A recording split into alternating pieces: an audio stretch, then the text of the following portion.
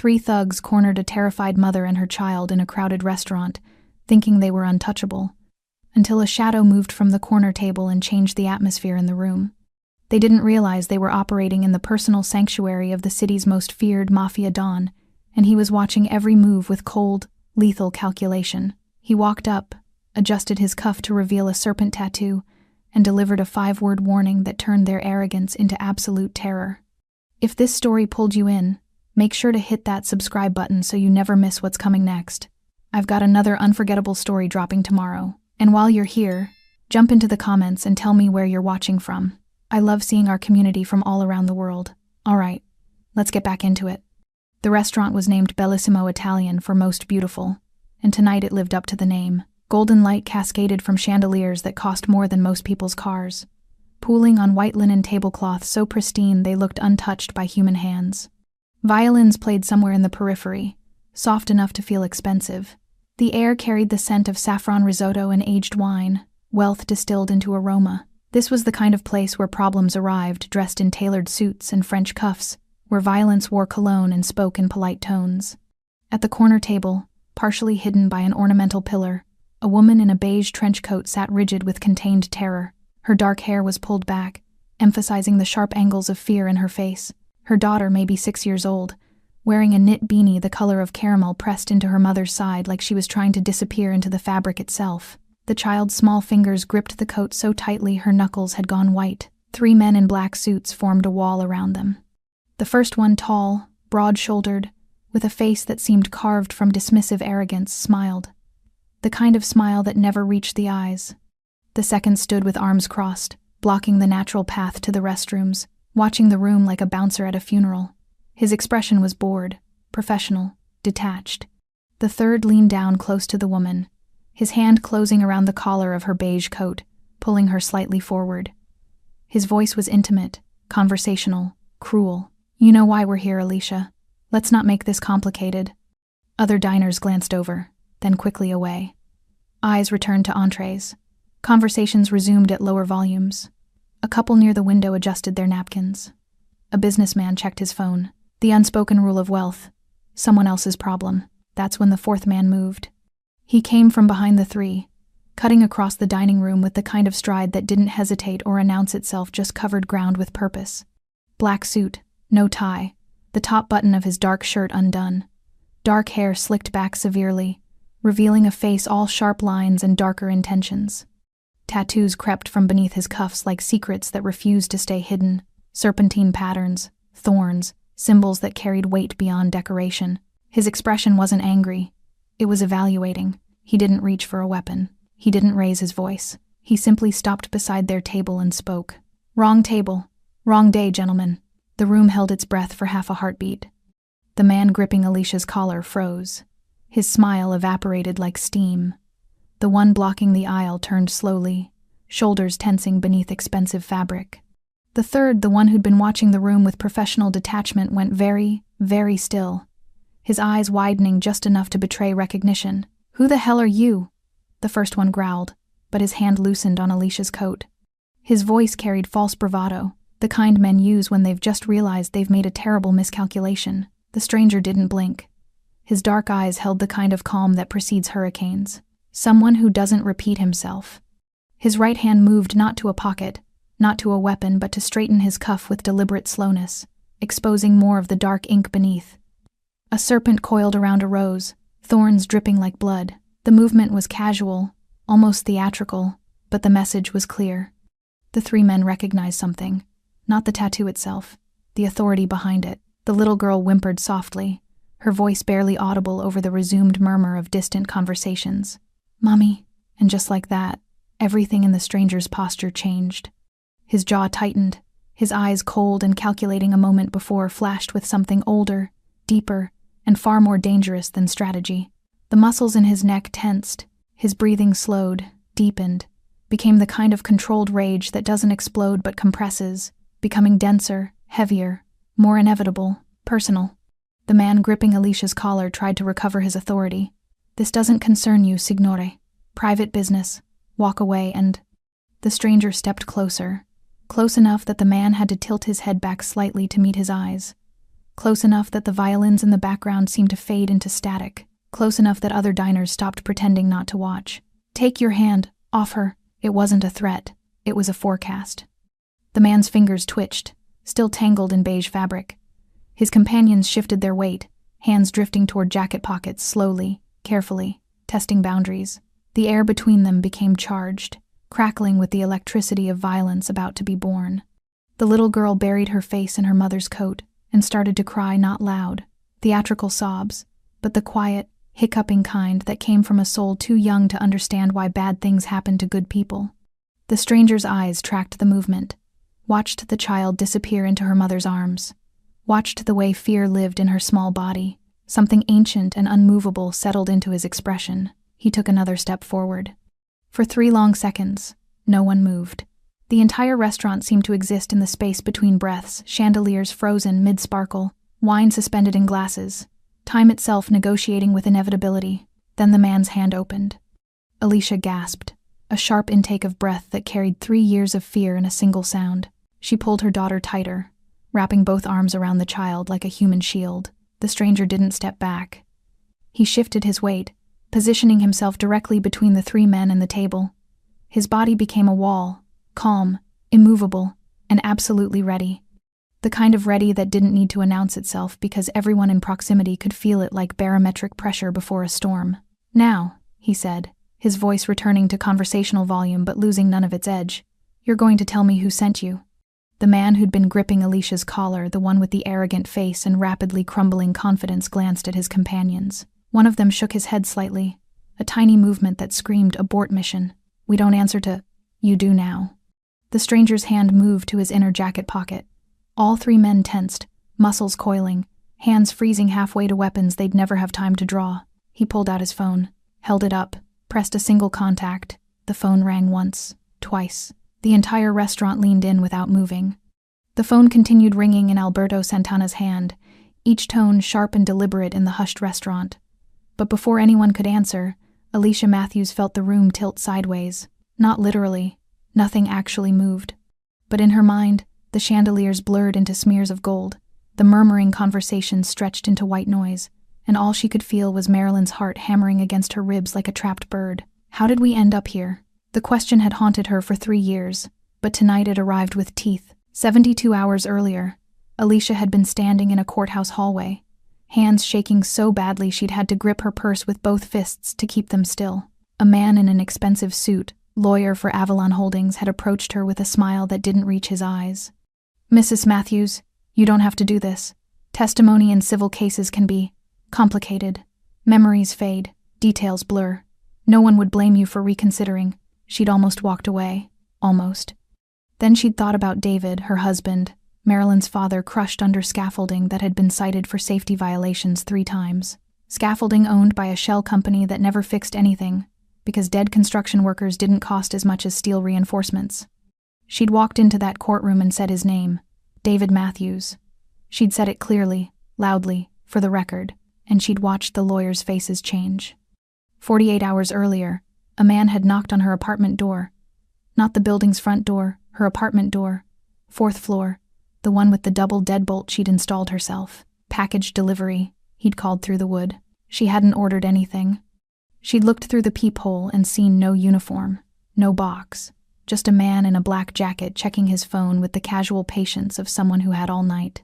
She hadn't opened the door. He'd knocked again the next morning, and again that evening. On the 3rd knock, Marilyn had asked, "Mommy, why doesn't he leave the package?" Because there was no package, Alicia had thought.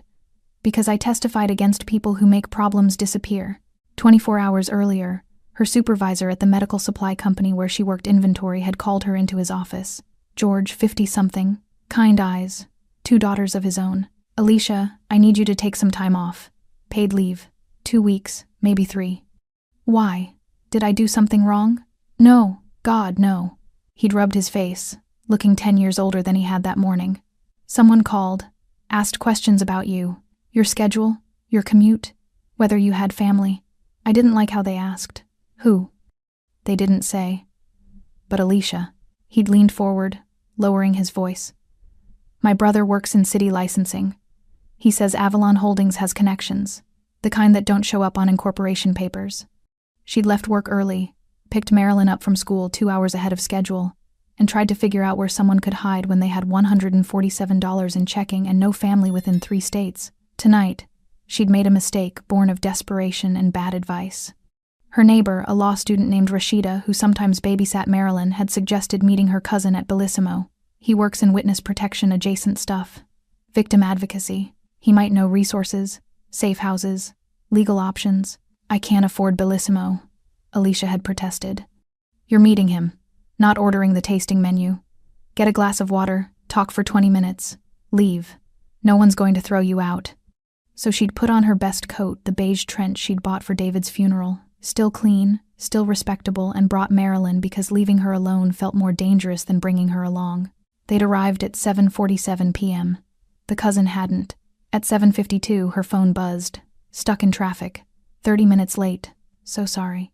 At 8:03, 3 men in black suits had walked in. At 8:04, one of them locked eyes with her across the dining room. At 8:05, they'd surrounded her table. Now, with the phone still ringing in the stranger's hand and Marilyn crying softly into her coat, Alicia felt the full weight of every decision that had led here. Every choice she'd thought was brave.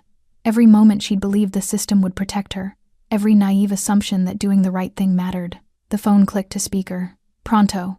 A voice answered gravelly, irritated, distorted slightly by the speaker. It's me, the stranger said, his eyes never leaving the 3 men.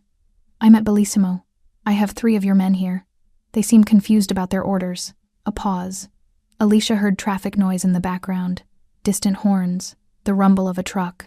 I didn't send anyone to. Exactly.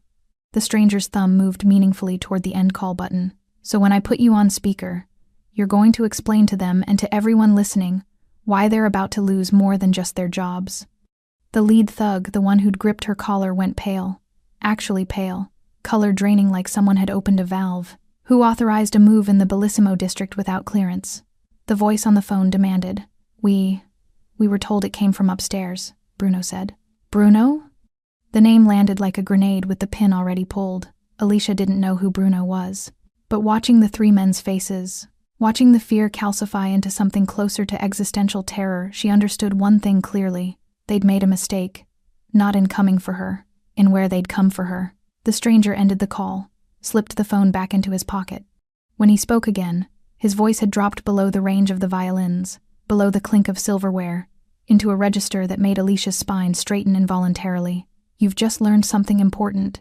In this world, you're only as valuable as the name backing you. And right now? He let the pause stretch until it became painful. You don't have one. The lead thug's hands started to shake. Get out. Through the kitchen. Quietly. And if I ever see you operate in my city again without explicit clearance. He leaned in. Just slightly. You won't see me coming. They moved. Not running, pride wouldn't allow that, but fast. Weaving between tables toward the service corridor. Heads down. Postures collapsed like buildings post-demolition. The stranger turned back to her table. Alicia stared up at him, tears streaming freely now. Mascara she'd carefully applied 3 hours ago, tracking black lines down her cheeks. Marilyn peeked out from behind her coat, brown eyes wide, beanie slightly askew, face blotchy from crying. For a moment, the man just stood there. Tall, dark-suited, tattooed, terrifying, but something in his expression had softened. Not gentle, but human. He crouched down slowly, carefully, until he was at Marilyn's eye level. I'm sorry you had to see that, he said, his voice completely different now, quieter, stripped of command, almost tender. Those men won't bother you again. Marilyn studied him with the brutal honesty only children possess. Are you a bad man too? The question hit the air like a slap. Are you a bad man too? The question hung in the air between them, innocent, direct, devastating. Alberto Santana held the child's gaze. Those wide brown eyes expected honesty, and something in him refused to lie to her the way adults had lied to him when he was small and afraid and asking the same questions.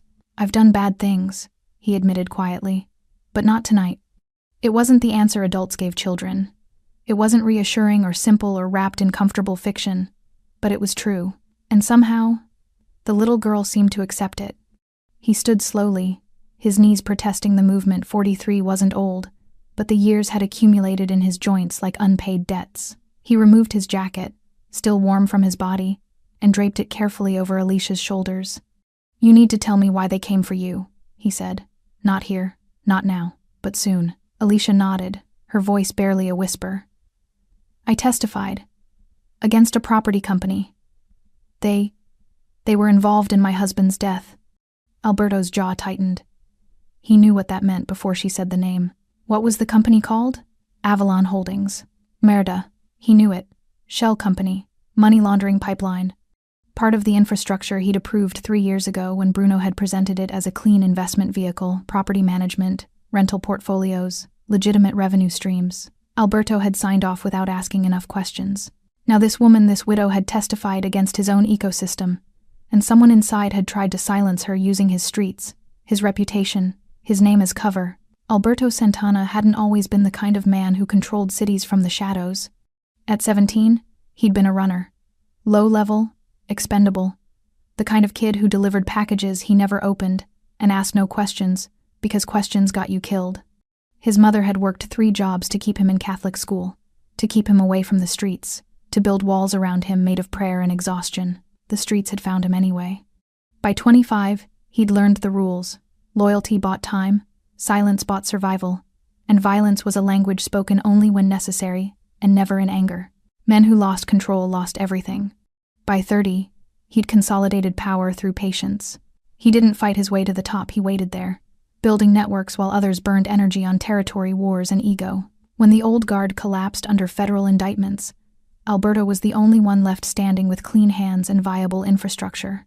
By 40, he'd built something unprecedented, an empire that operated like a corporation. Hierarchies, accountability, strategic planning, no unnecessary violence, no civilian casualties, no collateral damage. He had rules. Tonight, 3 of his own men had violated every single one. Alberto turned away from Alicia's table and walked back toward his own, nodding once to the Maitre de Vincent, 60-something, 20 years at Bellissimo, a man who knew when to see everything and when to see nothing. "The lady and her daughter," Alberto said quietly as he passed. "Their meal is on my account. Anything they want. Send them home in a car. Private service, not a taxi. Driver, I know. Of course, Mr. Santana. No questions. No hesitation." That was the advantage of reputation. It eliminated the need for explanation. Alberto sat down at table 12, his usual spot, positioned with clear sight lines to both entrances and the kitchen corridor. His whiskey sat where he'd left it, untouched and now lukewarm. He didn't pick it up. He was thinking, Bruno, Franco Bruno, 48, second-generation organized crime, ambitious but sloppy. He ran the real estate operations, legitimate property management companies on the surface, money laundering and debt collection underneath. Alberto had given him autonomy because Bruno's operations generated steady, clean revenue without drawing attention. Apparently, that autonomy had been a mistake. Alberto pulled out his phone, scrolled through contacts, and selected a name, Gianni. The call connected on the first ring. "See, I need you to pull every file on Avalon Holdings. Property acquisitions, tenant complaints, safety violations, lawsuits, everything." A pause. "How far back?" 3 years. That's a lot of paper." "Then start now." Alberto's voice carried no room for negotiation. "And Gianni? Do it quietly. Bruno doesn't hear about this." "Capito." Alberto ended the call and sat back, his mind assembling pieces of a puzzle he hadn't known existed until 20 minutes ago. A widow testifies. 3 enforcers show up at an upscale restaurant, his restaurant, in his territory to intimidate her. They invoke his authority without permission. They involve a child. Someone was either monumentally stupid or deliberately testing boundaries. Both possibilities required correction. His phone buzzed. Text from Vincent, the maitre d'. "The lady is asking to speak with you before she leaves." Alberto glanced across the restaurant. Alicia stood near the entrance, his jacket still around her shoulders, her daughter holding her hand. She looked terrified and determined in equal measure, the expression of someone who'd run out of options but refused to stop moving. He stood and crossed the dining room. Up close, Alicia Matthews looked younger than he'd initially thought. Maybe 32, 33. Dark hair, angular features, the kind of elegant bone structure that expensive cosmetics tried to replicate. But her eyes carried years of exhaustion, the kind that came from fighting battles alone. "Thank you," she said, her voice stronger now, steadier. For whatever just happened. "You don't need to thank me. Alberto's tone was neutral, professional. You need to be safe. Why did you help us? The question was direct, unflinching. You don't know me. And those men, they knew you, feared you. That means you're… She stopped herself, glancing down at Marilyn. Connected, Alberto finished. Yes. So why? It was the same question the child had asked, dressed in adult vocabulary. Alberto looked at Marilyn, who was watching him with that same unsettling directness. She'd stopped crying, but her grip on her mother's hand remained vice-tight. Because no one should be afraid in a place like this, he said simply. And because your daughter shouldn't have to learn what fear tastes like before she's old enough to spell it. Alicia's eyes glistened. The driver Vincent mentioned will take you wherever you need to go. Tonight, tomorrow, next week. You have his number now. I can't afford. You're not paying. Alberto's voice carried finality. Consider it an apology. For what? For the system that allowed tonight to happen. Alicia studied him for a long moment, trying to reconcile the man who'd terrified 3 armed thugs with the one now speaking to her daughter with careful gentleness. What happens now? She asked. Now you go home. Lock your doors. Tomorrow someone will contact you about more permanent arrangements. Alberto paused. The people who sent those men tonight? They won't send anyone else. How can you be sure? His expression hardened just enough to remind her exactly who she was talking to. Because I'm going to make sure they can't. He watched them leave Alicia and Marilyn climbing into the black sedan Vincent had summoned. The driver, one of Alberto's most trusted men. Ex-military, family man, someone who understood the assignment without needing details. As the car pulled away, Alberto felt something shift in his chest. Not regret, not doubt, resolve. For 15 years, he'd built his empire on emotional distance, on rules that kept him separate from the consequences of his decisions. Tonight, he'd stepped across that line, and standing there under the golden glow of Bellissimo's entrance, watching taillights disappear into city traffic, Alberto Santana made a decision that would reshape everything. Some lines, once crossed, redefined the map. Alberto returned to table 12, but he didn't sit. The whiskey glass still waited, condensation pooling at its base, amber liquid catching chandelier light. He stared at it for 3 seconds, then signaled Vincent. Coffee, black. And tell the kitchen I need the security footage from tonight. Everything from 7:45 to now. Vincent's expression didn't change. Of course, Mr. Santana. Also, Alberto's voice dropped lower. Who made the reservation for table 7? Table 7? Vincent pulled out his small leather reservation book, the old-fashioned kind that relied on pen and paper rather than tablets. His finger traced down the evening's entries. No reservation, sir. Walk in. The lady arrived at 7:47, asked for a quiet table, and the 3 men? Separate entry, 8-3. They didn't check in with the host stand, just walked in. Alberto's jaw tightened. In a restaurant like Bellissimo, people didn't just walk in. Not past Vincent, not past the host stand, not without being seen, assessed, and mentally catalogued, unless they'd been here before, unless they knew the layout. Pull the reservation logs for the past 3 months. Alberto said. I want to know if any of those 3 have eaten here before. Vincent nodded and disappeared toward the back office. Alberto finally sat, his mind running calculations that had nothing to do with numbers and everything to do with patterns. The coffee arrived moments later, dark, strong, Italian roast that smelled like focus distilled into liquid form. He drank it while he thought. The official story was simple. Alicia Matthews owed money, rent arrears, late payments, the kind of debt that justified intimidation in certain circles, collection tactics that skirted legality but stayed common enough to be invisible. Alberto had heard the claim when Carlo stammered through his excuse. Just here to collect what's owed, signore. Nothing personal. But Alberto had been reading people and reading through people for 25 years, and nothing about tonight tracked with a collection operation. First, the location. Bellissimo wasn't where you confronted debtors.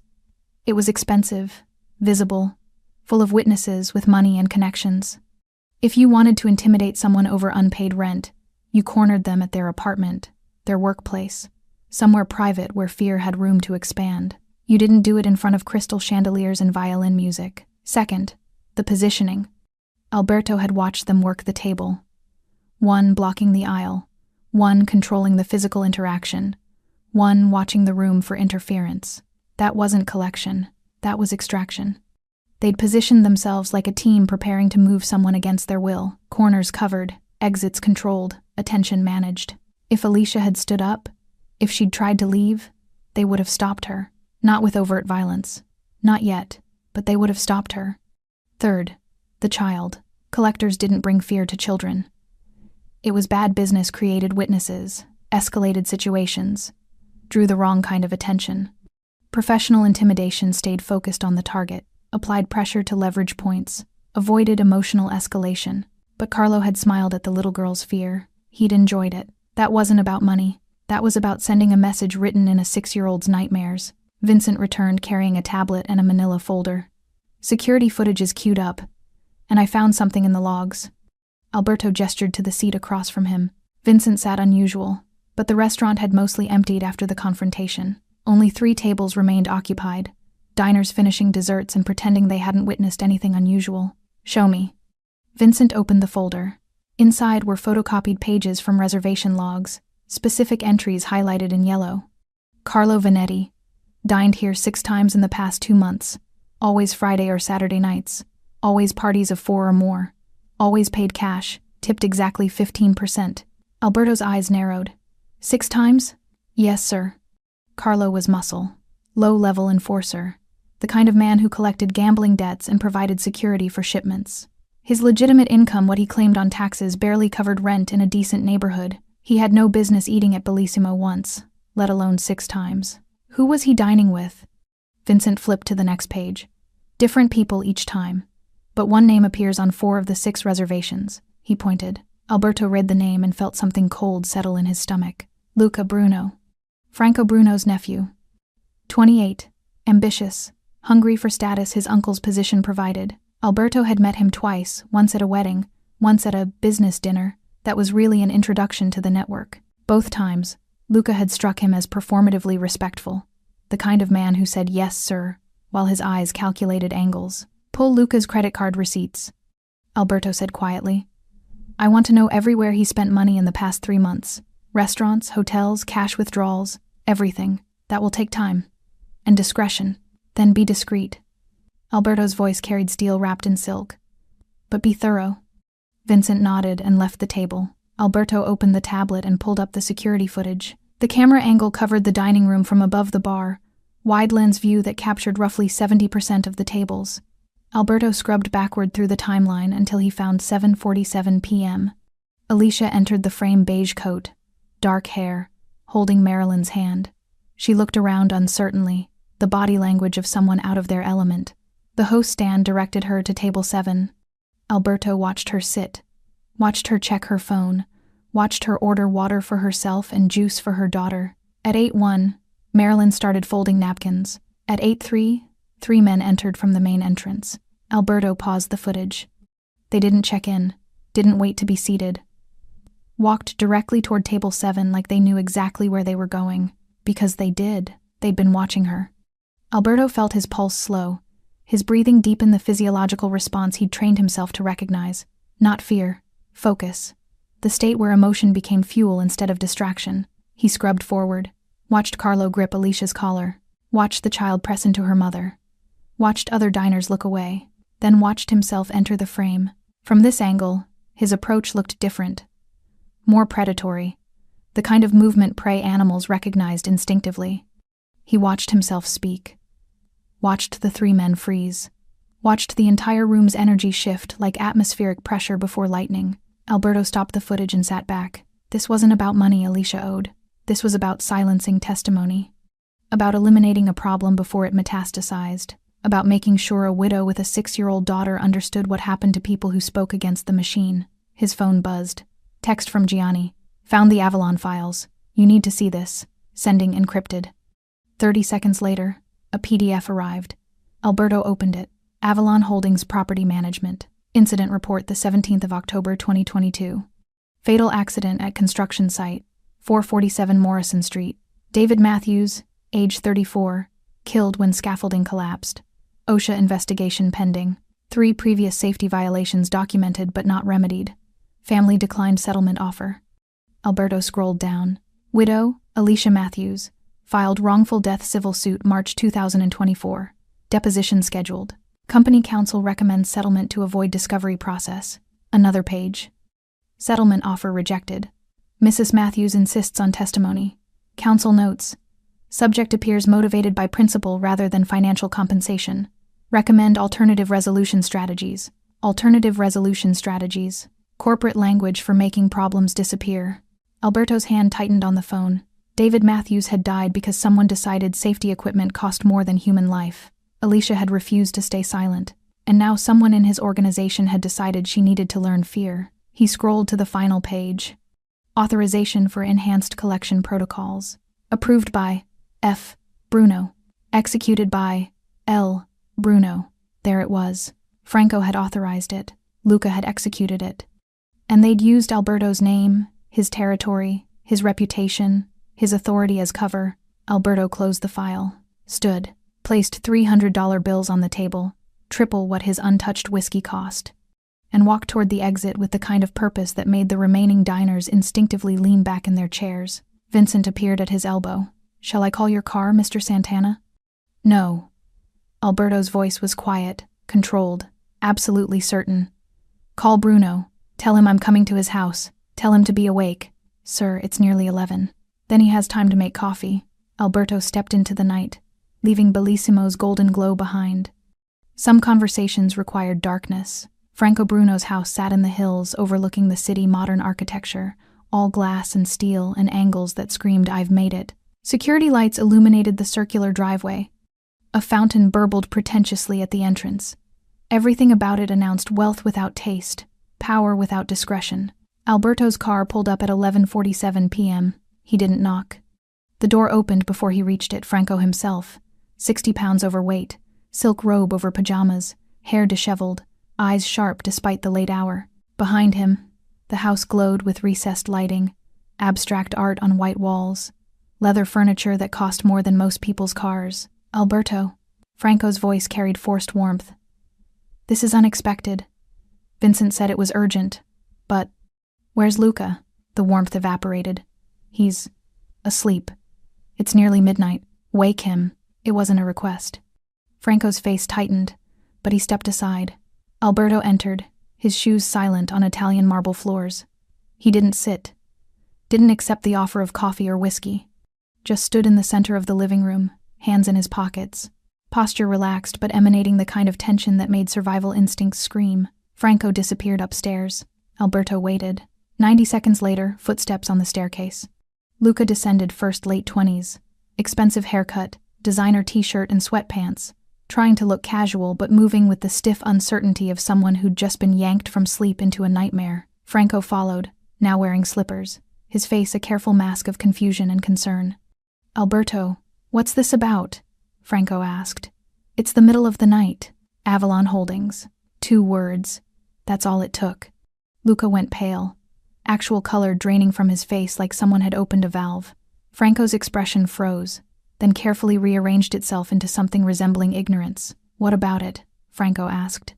Alberto pulled out his phone, opened the encrypted file Gianni had sent, turned the screen toward them. The 17th of October 2022. David Matthews, construction worker, died when scaffolding collapsed at one of your properties. OSHA violations. Safety complaints ignored. His widow testified in civil court 3 weeks ago. Silence. "Tonight," Alberto continued, his voice dropping into that dangerous register below normal conversation, 3 men walked into Bellissimo and surrounded that widow and her 6-year-old daughter. Gripped her collar, blocked her exits, terrorized a child. Franco opened his mouth. Alberto raised one finger. "I'm not finished." Franco closed his mouth. "Those 3 men," Alberto said, "were under the impression they were operating with my authority. In my territory, using my name." He paused. "Someone gave them that impression. Alberto, I can explain." "Then explain." Alberto's eyes locked onto Franco's. "Explain why you authorized intimidation of a civilian witness without clearing it through proper channels. Explain why your nephew," he gestured toward Luca, "executed an operation in my district without permission. Explain why a child was involved." The room held its breath. Franco's mind was clearly racing, calculating angles, measuring responses. He was good at this, had survived in this world for 30 years by knowing when to apologize, when to deflect, when to attack. He chose wrong. The woman was becoming a problem. Franco said, straightening his posture, trying to reclaim authority. Her testimony was exposing financial structures we've worked years to build. The civil suit was drawing attention. I made a judgment call. You made a mistake. The words landed like a sentencing. Alberto, listen. No. Alberto stepped closer, not threatening, not aggressive, just present, filling space with the kind of authority that didn't need volume. You listen. We have rules. No civilian casualties. No collateral damage. No operations in another crew's territory without explicit clearance. And never, his voice sharpened, never involve children. It was just intimidation, pressure. We weren't going to actually. You terrorized a 6-year-old girl in a public restaurant. She was collateral. We needed the mother to understand. That you're willing to harm her daughter? Alberto's jaw tightened. That's the message you wanted to send? Franco's face flushed. You're being emotional. This is business. Sometimes business requires.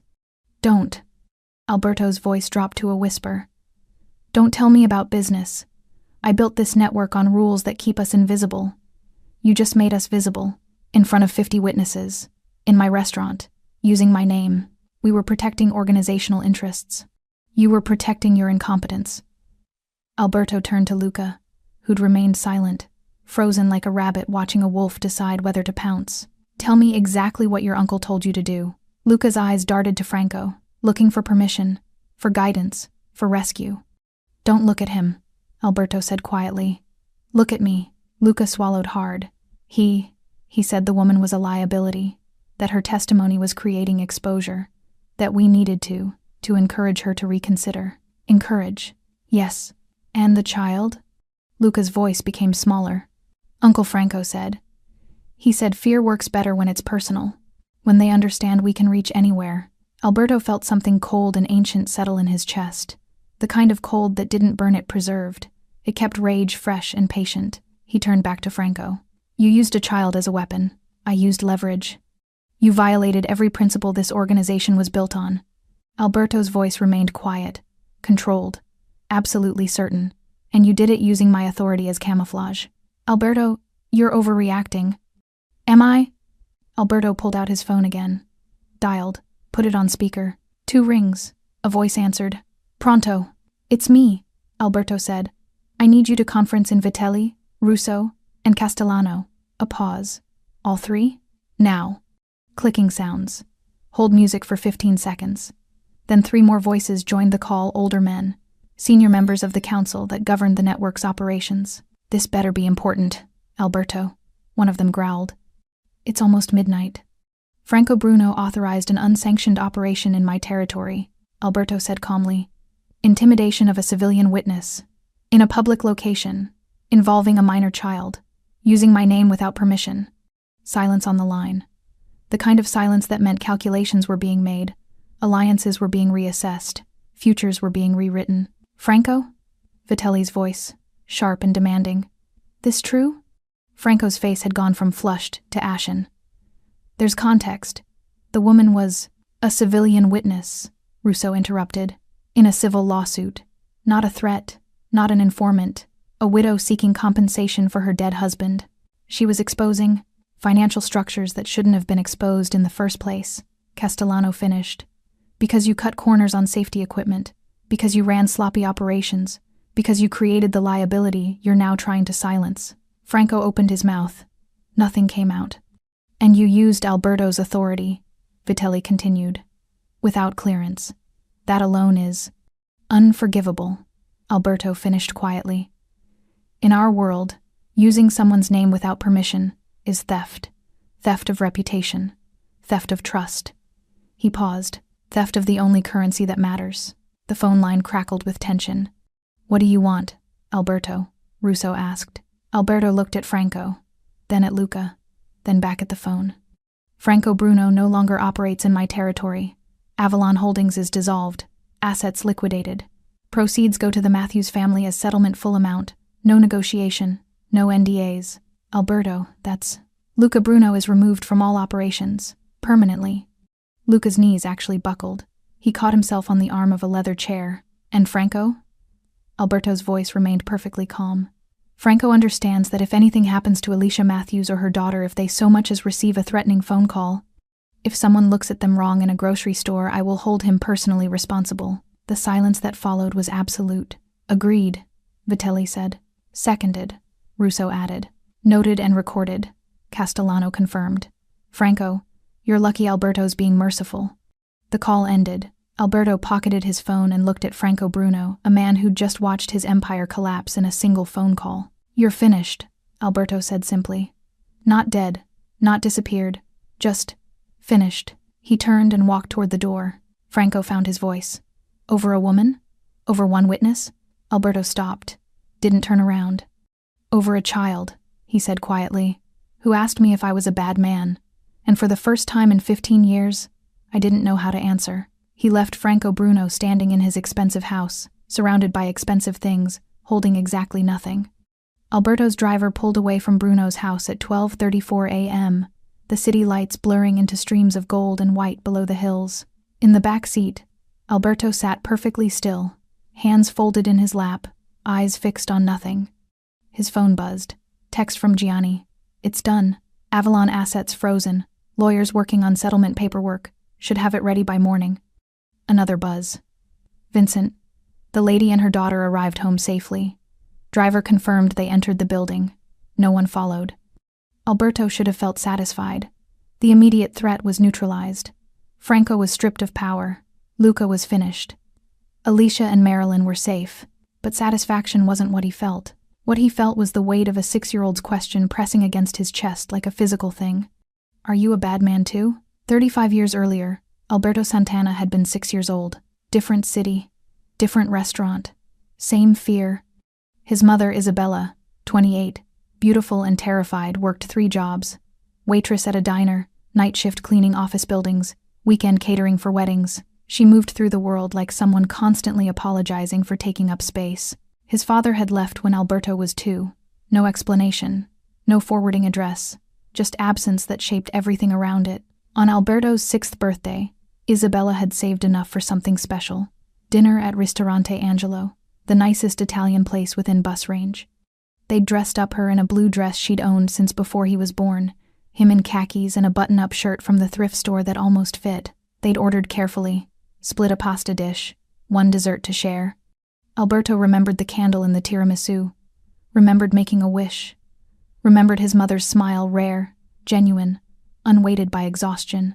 Then 3 men had walked in.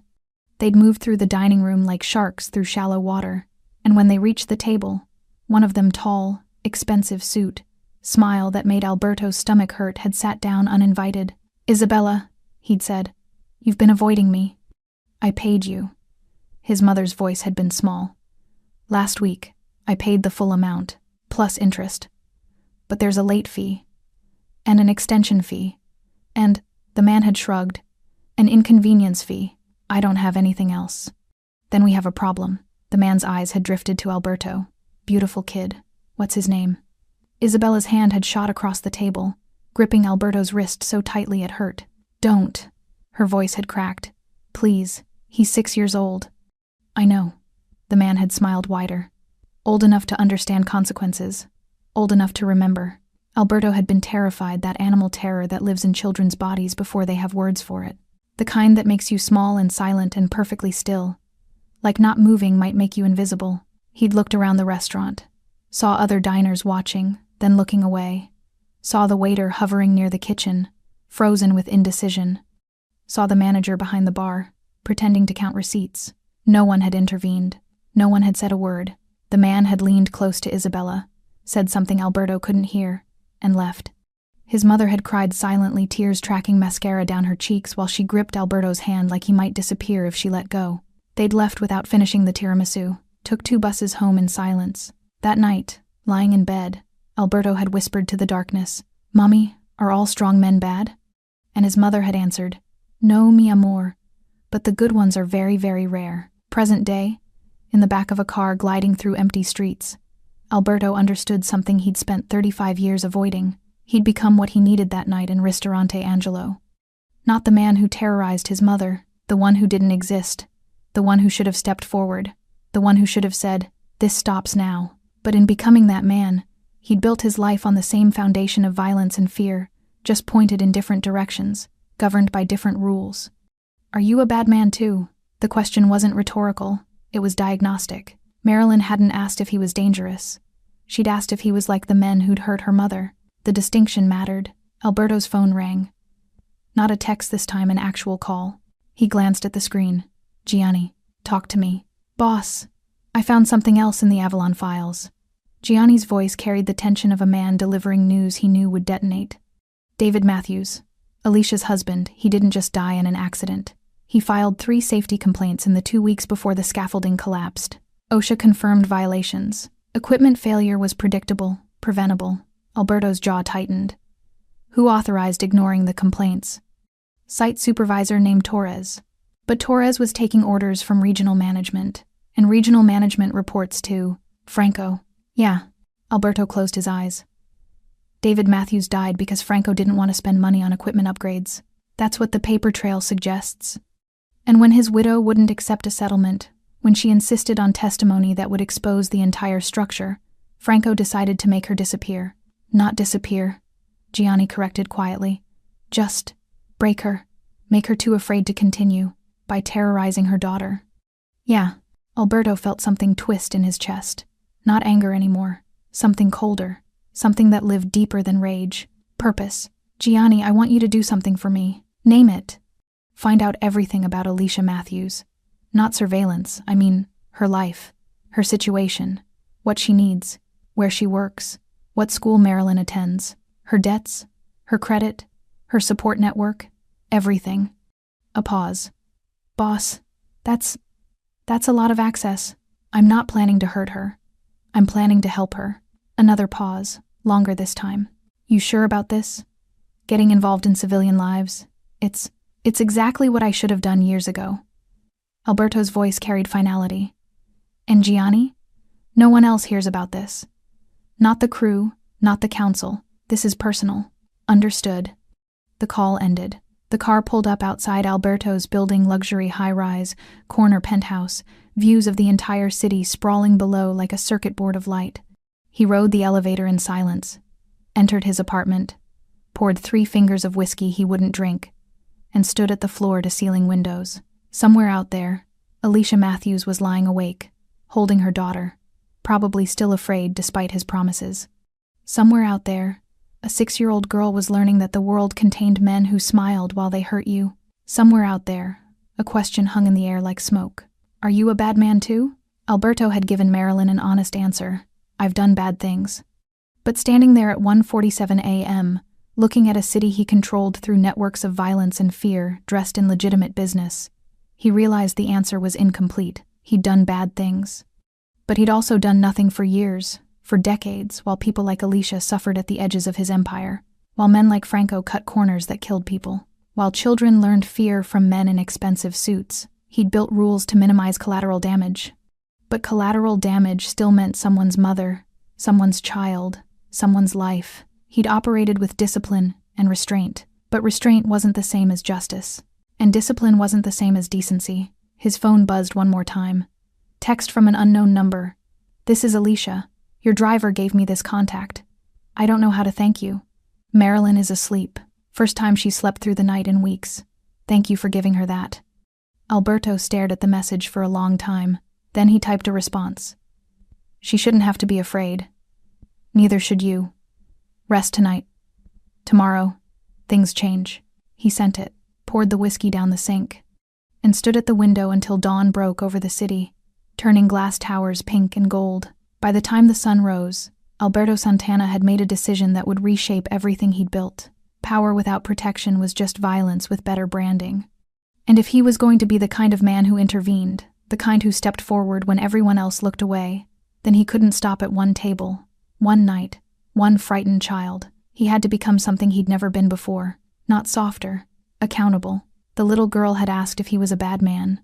He couldn't change his past, but he could change his answer, starting now. Morning arrived with deceptive gentleness, soft light filtering through Alberto's penthouse windows, the city below stirring awake in layers of traffic and human noise. He'd slept 2 hours, maybe less, but his mind was sharper than it had been in years. Clarity, he'd learned long ago, didn't come from rest. It came from decision. At 7:15 a.m., his phone rang. Gianni. I have the information you requested. Go ahead. Alicia Matthews, 33. Works inventory management at Allied Medical Supply, $42,000 annual.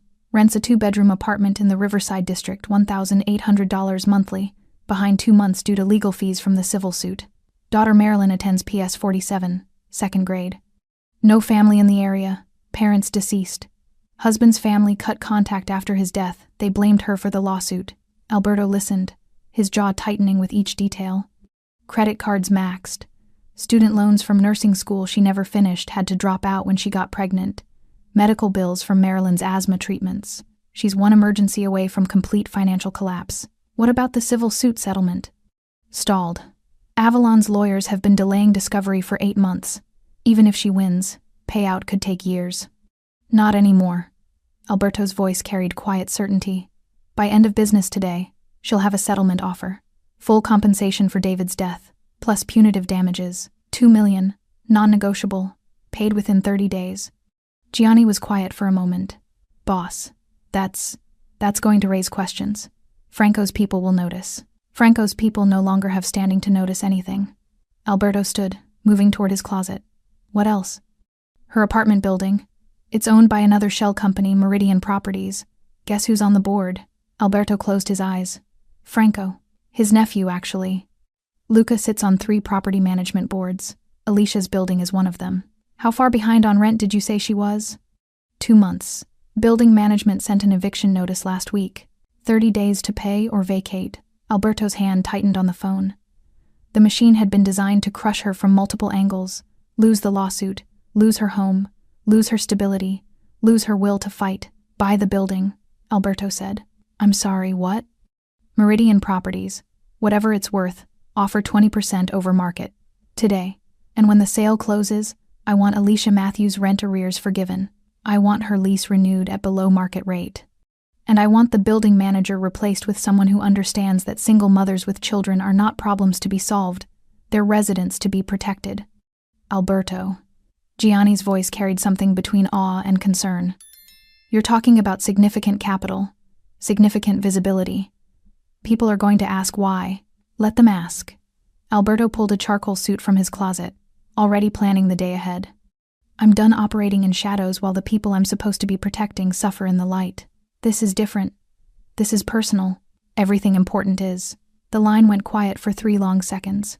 Okay, boss. I'll make the calls. At 9:30 a.m., Alberto arrived at his office, a corner suite in a downtown building. Legitimate import, export business on paper, nerve center of his network in reality. His assistant, Elena, looked up as he entered, surprise flickering across her face. You're early.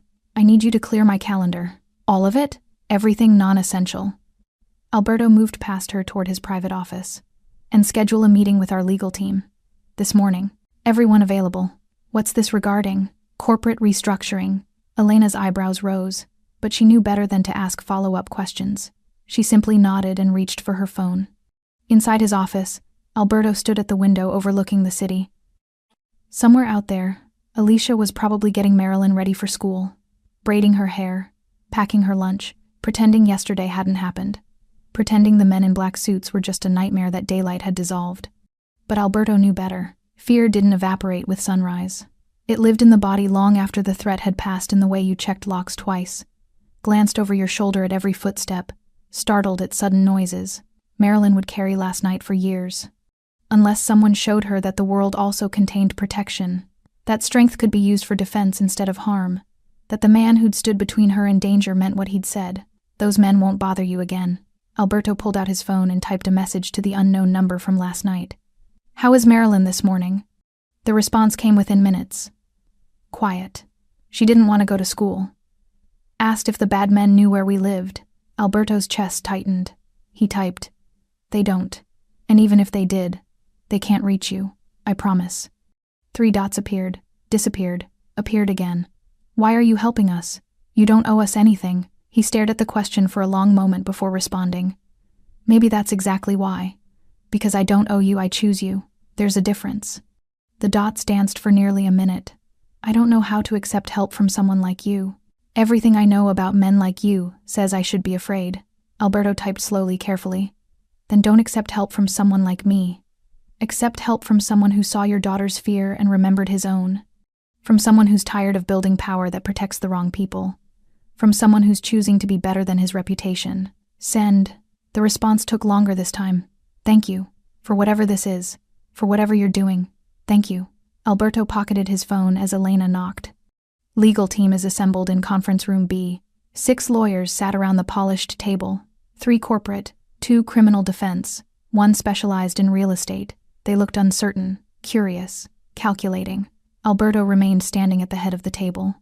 We're implementing new operational guidelines, effective immediately. His voice carried the authority of someone who didn't need to justify decisions. First, no operations involving civilian witnesses, informants, or anyone outside the network without my explicit approval. Second, all property holdings are to be audited for safety compliance. Any violations are to be corrected immediately, regardless of cost. Third, he paused, letting the weight settle. Any operation that involves minors in any capacity as leverage, as collateral, as witnesses to intimidation, is grounds for immediate removal from the organization. No warnings, no second chances. This is non-negotiable. One of the corporate lawyers, Mitchell, 50-something, 20 years in the network, leaned forward. Alberto, these restrictions are significant. They're going to limit operational flexibility. Good. I'm not sure you understand the implications. I understand perfectly. Alberto's gaze locked onto Mitchell's. For 15 years, I've built this organization on the principle that we're better than the chaos that came before. More disciplined, more strategic, more professional. He paused. But professionalism without principle is just violence in a better suit, and I'm done pretending that's enough. Silence filled the conference room. Last night, Alberto continued, 3 of our people terrorized a woman and her 6-year-old daughter in a public restaurant. They did it using my name. They did it because someone decided that fear was an acceptable business tool, that a child's trauma was an acceptable cost. He let that sink in. That ends now. We're going to operate with one foundational rule. We do not harm people who cannot harm us. We do not create collateral damage. We do not become the thing that justifies people's worst assumptions about who we are. And if that limits our effectiveness? Another lawyer asked. Then we were never as effective as we thought. Alberto straightened. Power that requires terrorizing children isn't power. It's cowardice, dressed in authority. He moved toward the door, then stopped. One more thing. Avalon Holdings is being liquidated. Assets are being sold. Proceeds go to the Matthews family as settlement. I want the paperwork finalized by end of day. $2 million. Full compensation. No NDAs. No gag orders. $2 million? Mitchell's voice carried shock. For a wrongful death settlement? That's unprecedented. Then let it be a precedent. Alberto's voice dropped to that quiet register that meant the discussion was over. Let it be a message. Let every person in this network understand that we are no longer in the business of destroying innocent lives to protect guilty operations. He opened the door. Get it done. At 3:47 p.m., Alberto's phone buzzed. Text from Gianni. Meridian Properties accepted the offer. Building sale closes in 72 hours. Alicia's rent arrears wiped. New lease agreement drafted $1,200 monthly. Locked rate for 5 years. Another message. Settlement paperwork ready. Avalon's lawyers signed. Matthews' family receives full payment in 30 days. Alberto stood at his office window, watching the city move below thousands of lives intersecting, colliding, surviving. He typed a message to Alicia. Check your email.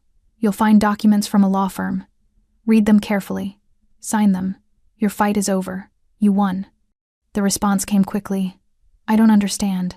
What did you do? What should have been done 3 years ago? Justice, protection, compensation for what was stolen from you. A longer pause, then. This is too much. I can't accept. You already did. The moment you refused to stay silent. The moment you chose truth over safety. The moment you protected your daughter while the world looked away. Alberto paused before adding, You earned this. Not from me. From a system that owed you dignity. The final message from Alicia came 20 minutes later. Marilyn asked me tonight if the scary man from the restaurant was an angel. I didn't know how to answer. Alberto smiled small, genuine, tired. He typed, Tell her angels don't exist. But sometimes people choose to be better. That's close enough. 3 men vanished from circulation the day after Alberto left Franco Bruno's house. Not disappeared in the cinematic sense, no shallow graves, no cement shoes, no bodies that would never be found. Just removed, reassigned to territories so far from the city they might as well have been exiled to different planets. Carlo Vanetti ended up in a logging town 600 miles north, collecting protection payments from bar owners who paid in cash and asked no questions. The other two found themselves working dock security in a port city where the wind never stopped and no one remembered their names. They would live, they would work, they would never operate in Alberto's territory again. Franco Bruno lost everything that mattered in his world. Not his house, he kept the glass mansion in the hills. Not his money, his legitimate accounts remained untouched. But his position, his influence, his seat at tables where decisions were made gone, dissolved like sugar in water, leaving nothing but faint sweetness and the memory of substance. Luca Bruno left the city entirely. Last anyone heard, he was managing a car dealership in Nevada, selling SUVs to tourists and pretending his last name didn't carry weight it no longer possessed. The network adjusted. It always did. Nature abhorred vacuums, and organized crime was nothing if not natural. New people stepped into roles Franco had abandoned. Younger, hungrier, but more careful. Everyone had heard what happened. Everyone understood the new rules. No civilians, no children, no operations without clearance. But the real changes happened quietly, in spaces between official business. Alicia Matthews signed the settlement papers on a Tuesday morning, her hands shaking so badly the lawyer had to help her hold the pen. $2 million. Full compensation. No gag orders, no NDAs, no strings that would bind her silence.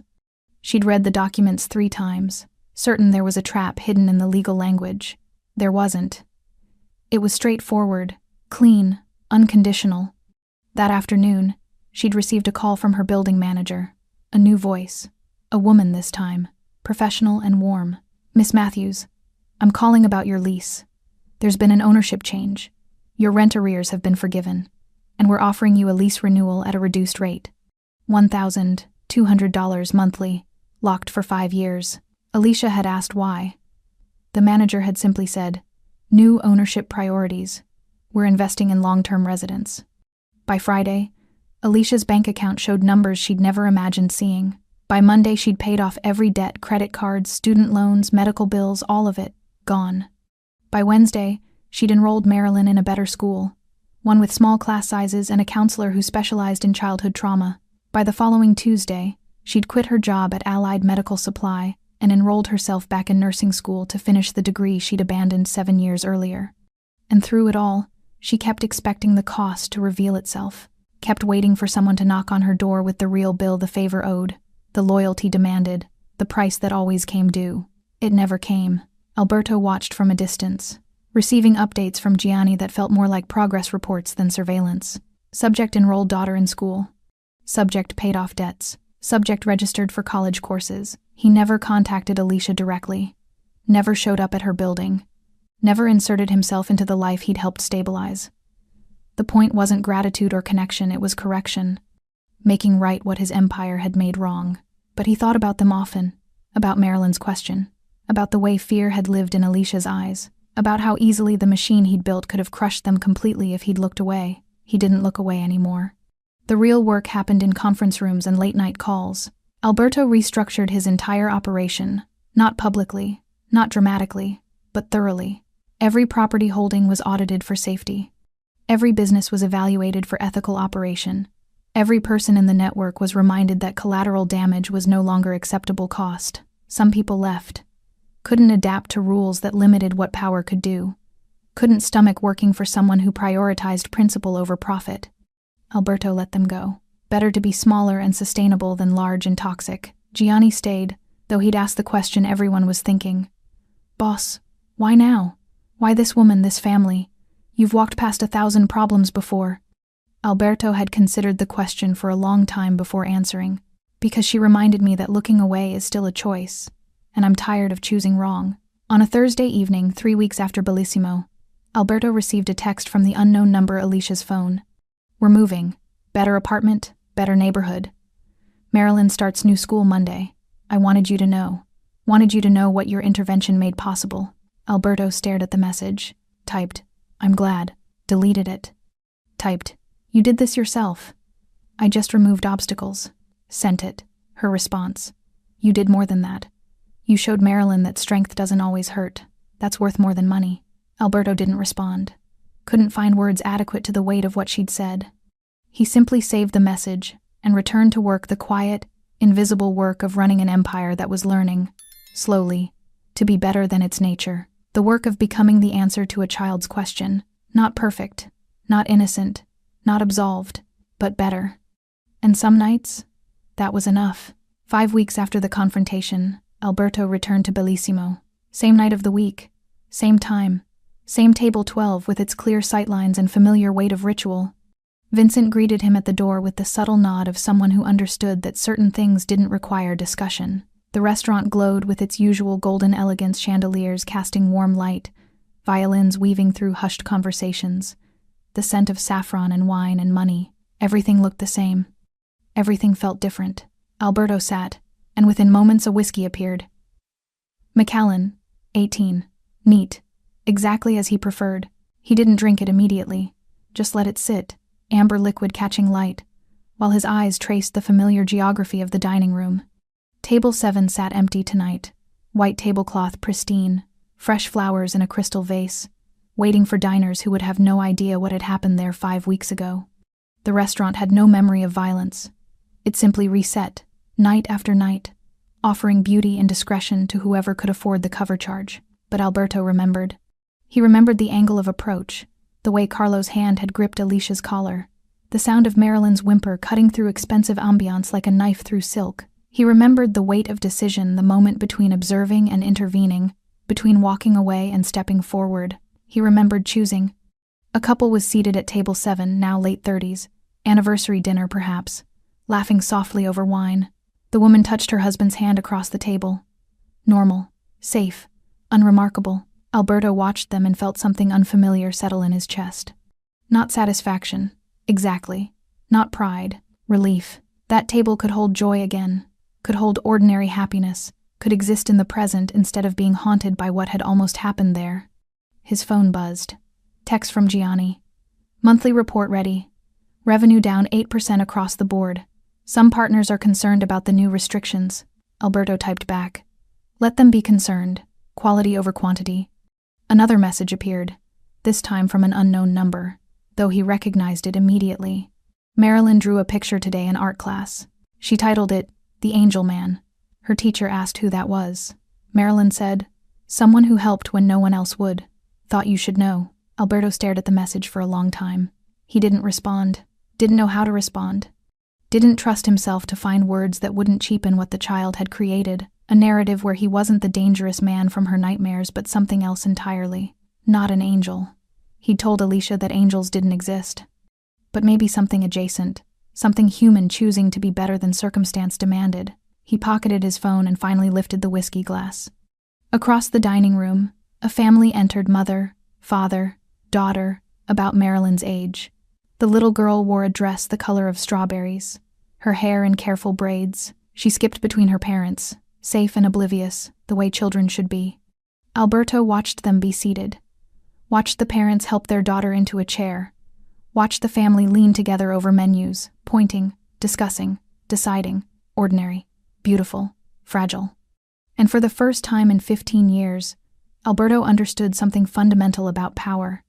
It meant nothing if it only protected itself, if it only defended its own territory, its own interests, its own survival. Real power, meaningful power, was measured by what it protected that couldn't protect itself. Vincent appeared at his elbow. Your usual, Mr. Santana? The veal? No. Alberto's eyes remained on the family across the room. Something different tonight. Any preferences? Surprise me. Vincent's eyebrows rose fractionally in all the years Alberto had dined here.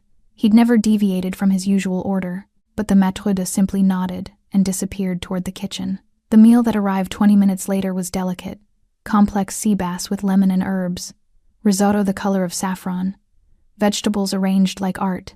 Alberto ate slowly, tasting each element, present in the moment in a way he hadn't been for years. He'd spent decades eating meals while his mind worked 3 moves ahead, calculating angles, anticipating threats, planning contingencies. Tonight, he just ate. Just existed in the space between decisions. Just watched a restaurant full of people living ordinary lives, unaware of the invisible architecture of violence and protection that kept their evening unremarkable. His phone buzzed again. Another message from Alicia. I don't know if you'll respond, but if you're reading this, thank you. Not just for the money or the safety, for showing my daughter that strength can be gentle, that power can choose kindness. She needed to see that. So did I. Alberto set down his fork, picked up his phone. Typed. She's stronger than she knows. So are you. I just removed obstacles. Everything after that was your courage, not my intervention. He sent it before he could reconsider. Her response came quickly. Will we ever see you again? Alberto considered the question, really considered it, turning it over like a stone in his hand. Finally, he typed, You don't need to. That's the point. He finished his meal, left cash on the table, generous but not ostentatious, and stood to leave. As he passed table 7, he paused for just a moment. The couple didn't notice him. They were lost in each other, in their celebration, in their small, perfect bubble of happiness. Alberto moved on. At the door, Vincent handed him his coat. Will we see you next week, Mr. Santana? Yes. Alberto smiled slightly. Same table, of course. Alberto stepped into the night, leaving Bellissimo's golden glow behind. The words echoed in his mind, not as threat, but as boundary, as principle, as promise. Wrong table, wrong day, not a warning to enemies, a commitment to himself. Some tables were sacred, some days demanded intervention. Some lines, once drawn, redefined everything, and Alberto Santana had finally learned which side of the line he wanted to stand on. Alberto stood on his penthouse balcony, the city spread below him like a circuit board of light. Wind carried the scent of rain, not falling yet, just promised, heavy in the air. His phone sat on the glass table beside an untouched glass of wine. No calls tonight, no emergencies, no crises requiring immediate attention, just silence. And for the first time in longer than he could remember, silence felt like peace instead of waiting. Inside, his laptop displayed spreadsheets, the legitimate ones, the businesses that operated in daylight, import companies, investment portfolios, real estate holdings that generated revenue without destroying lives. The numbers were lower than they'd been 6 months ago.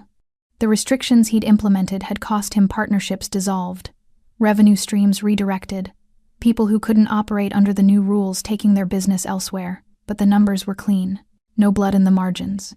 No fear baked into the profit. No children's nightmares financing his lifestyle. It was enough. Earlier that evening, he'd received a package. No return address, but he recognized Alicia's handwriting on the label. Inside, a drawing on construction paper. Crayon and marker, the fierce, confident strokes of a 7-year-old's hand. A man in a black suit standing between stick figures, 3 on one side, 2 on the other. The 2 figures were labeled in careful letters, Mommy and Me.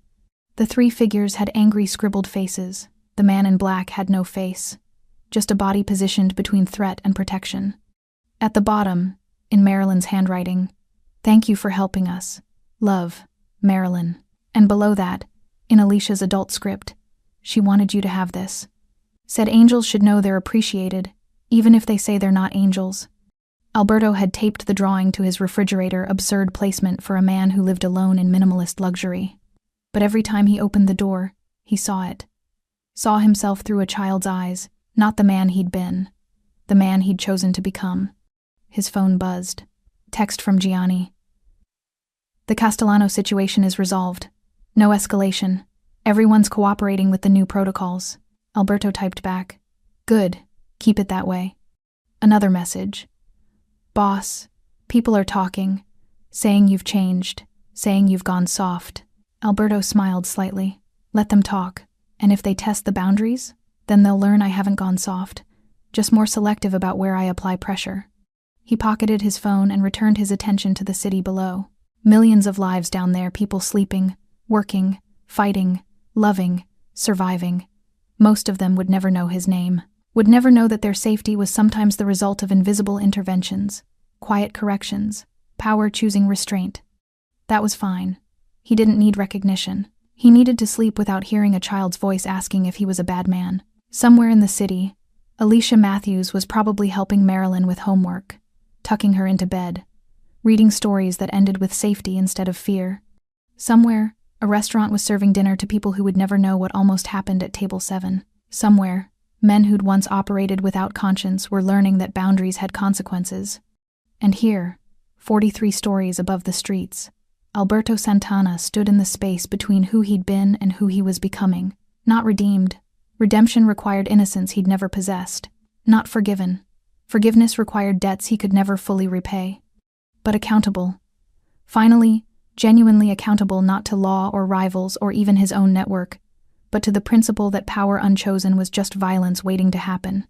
The rain started soft at first, then building to steady percussion against glass and steel. Alberto watched it fall, washing the city clean, temporary erasure of grime and exhaust and the residue of human passage. By morning, it would all be back. The city would reset, just like Bellissimo reset every night, pristine and ready for whatever came next. But something fundamental had shifted, not in the city. In him, he'd spent 15 years building an empire on the principle that discipline was enough, that rules separated him from chaos, that strategic violence was somehow cleaner than random cruelty. But Marilyn's question had exposed the flaw in that logic. Are you a bad man too? The two mattered. It meant she understood bad men existed in categories, some worse than others, some redeemable, some not. Alberto had answered honestly, I've done bad things. But standing here in the rain-washed night, he understood the answer was incomplete. He'd done bad things, but he'd also chosen, in one critical moment, to do better. And that choice, that single intervention on a wrong table on a wrong day, had rewritten everything that came after. His phone buzzed one final time. Message from the unknown number. Marilyn says goodnight to the angel man every night before bed. Just thought you should know. Sleep well, Alberto. You earned it. He stared at the message. Typed. Tell her angels don't need thanks. They just need people to believe good things are possible. Sent it. Deleted the conversation thread. Not because he wanted to forget. Because some things were meant to be felt, not archived. Alberto returned inside, closed the balcony door against the rain, and stood in his living room. The drawing on the refrigerator caught his eye one more time, stick figures and crayon and a child's understanding of protection. He'd told Alicia that angels didn't exist, that people just chose to be better. Standing there, looking at evidence that his choice mattered, Alberto understood something final. He wasn't an angel, wasn't a hero, wasn't even particularly good. But he'd become something more important, present in the moment when intervention mattered, present when everyone else looked away, present when a child needed to see that strength could defend instead of destroy. That was enough. Not redemption, not absolution, just enough. The rain fell harder, drumming against windows, washing the city clean in temporary grace. And Alberto Santana, Mafia boss, protector, man who'd finally learned which battles mattered, turned off the lights and went to bed.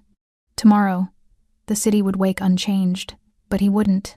And somewhere in that difference lived the answer to a child's question. Wrong table, wrong day, gentlemen.